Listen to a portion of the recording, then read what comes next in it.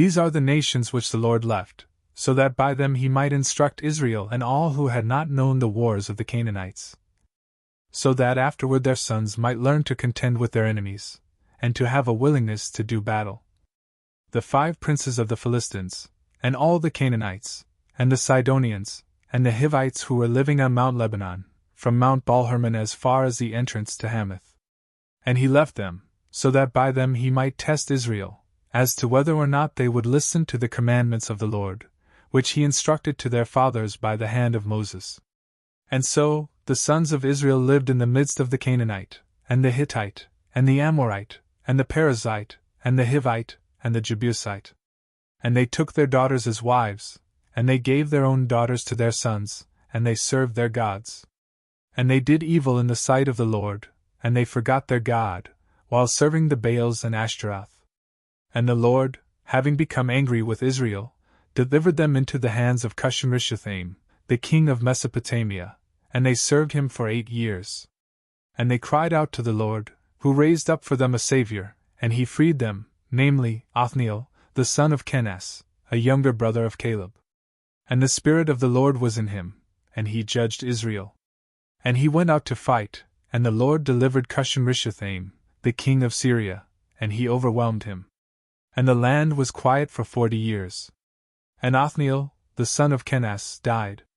Then the sons of Israel resumed doing evil in the sight of the Lord, who strengthened Eglon, the king of Moab, against them because they did evil in his sight. And he joined to him the sons of Ammon and the sons of Amalek. And he went forth and struck Israel, and he possessed the city of palms. And the sons of Israel served Eglon, the king of Moab, for 18 years. And afterward they cried out to the Lord, who raised up for them a Savior, called Ehud, the son of Gera, the son of Benjamin, who used either hand as well as the right hand. And the sons of Israel sent gifts to Eglon, the king of Moab, by him. And he made for himself a 2-edged sword, having a handle, reaching to the middle, the length of the palm of a hand. And he was girded with it under his cloak, on the right thigh. And he offered the gifts to Eglon, the king of Moab.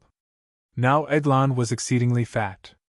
And when he had presented the gifts to him, he followed out his companions, who had arrived with him. And then, returning from Gilgal where the idols were, he said to the king, "I have a secret word for you, O king." And he ordered silence. And when all those who were around him had departed, Ehud entered to him. Now he was sitting alone in a summer upper room. And he said, "I have a word from God to you." And immediately he rose up from his throne. And Ehud extended his left hand, and he took the dagger from his right thigh. And he thrust it into his abdomen, so strongly that the handle followed the blade into the wound, and was enclosed by the great amount of fat. Neither did he withdraw the sword. Instead, he left it in the body just as he had struck with it. And immediately, by the private parts of nature, the filth of the bowels went out. Then Ehud carefully closed the doors of the upper room, and securing the bars, he departed by a back exit. And the servants of the king, entering, saw that the doors of the upper room were closed, and they said, "Perhaps he is emptying his bowels in the summer room." And after waiting a long time, until they were embarrassed, and seeing that no one opened the door, they took the key, and opening it, they found their lord lying dead on the ground.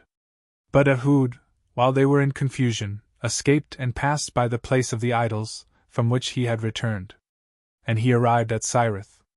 And immediately he sounded the trumpet on Mount Ephraim. And the sons of Israel descended with him, he himself advancing at the front. And he said to them, "Follow me. For the Lord has delivered our enemies, the Moabites, into our hands." And they descended after him, and they occupied the fords of the Jordan, which cross over to Moab. And they did not permit anyone to cross.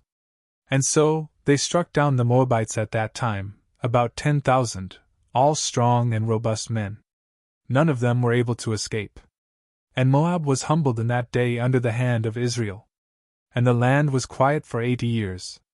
After him, there was Shamgar, the son of Anath, who struck down 600 men of the Philistines with a plowshare. And he also defended Israel.